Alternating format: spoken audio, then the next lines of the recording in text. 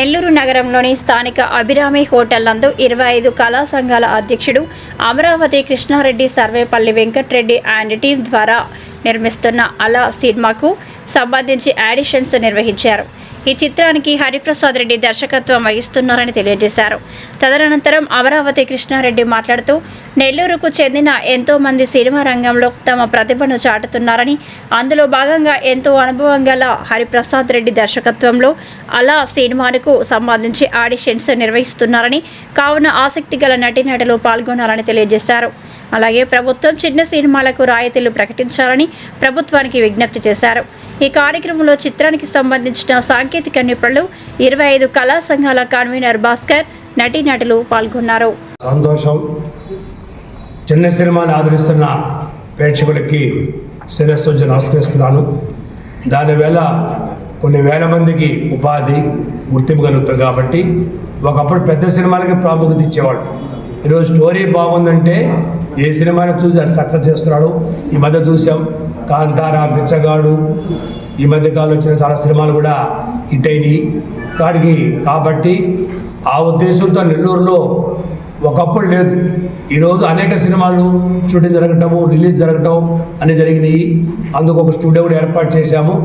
దాంతోపాటు ఇప్పుడు ఈరోజు బెస్బెట్లో ఒక గొప్ప విషయం ఏంటంటే హరిప్రసాద్ గారు ఈ సినిమా రంగం లేనప్పుడే సిబిఐ లవర్స్ సినిమా తీశారు. అక్కడి నుంచి స్టార్ట్ అయింది. అంటే అప్పటికి సినిమాలు లేవు, స్టూడియోలు ఏమి లేవు నెల్లూరులో. కానీ అది విని బాసిస్ బ్యాక్ అంటారు నుండి హరిప్రసాద్ రిటర్న్ వచ్చి అలా అనే సినిమాని తివారీ ఈరోజు అభిరామ్ హోటల్లో ఆడిషన్ స్టార్ట్ చేశారు. మంచి సబ్జెక్ట్ సినిమా. దానికి అందరూ కూడా ఈరోజు మన దొనోడ కామేశ్వర దేవస్థానంలో అర్నాథ్ గారు ఈరోజు రావటం జరిగింది.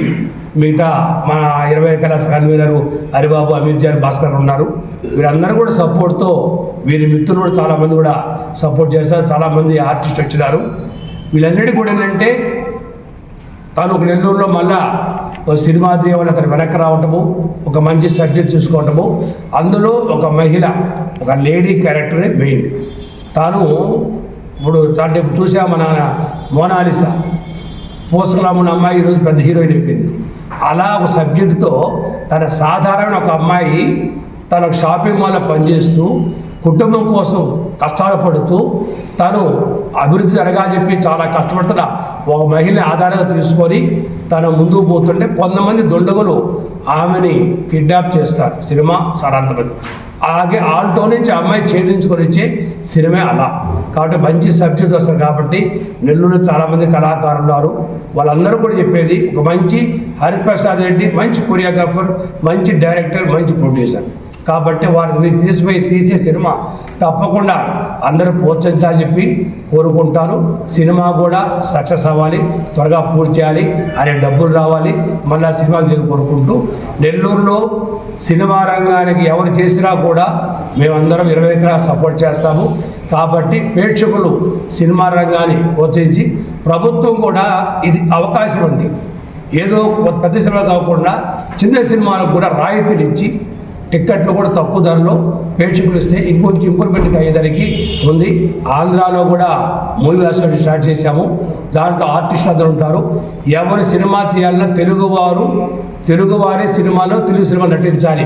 మా కాన్సెప్ట్ ఎక్కడో బాంబేడు కాకుండా తెలుగువారే నటించాలని చెప్పి మేము మిస్ నెల్లూరు, శ్రీమతులు అనేక ప్రోగ్రాం చేస్తారు. అందులో సెలెక్ట్ అయిన అమ్మాయిలే ఈరోజు సినిమా రంగంలో హీరోయిన్స్ అవుతున్నారు. కాబట్టి మేము చేసే ప్రతి ఒక్క కార్యక్రమం ప్రజలందరూ కూడా ప్రోత్సహించాలని కోరుకుంటూ మీడియా ద్వారా మీరు తెలియజేస్తూ సెలవు. ముందుగా మీడియా మిత్రులందరికీ నమస్కారం.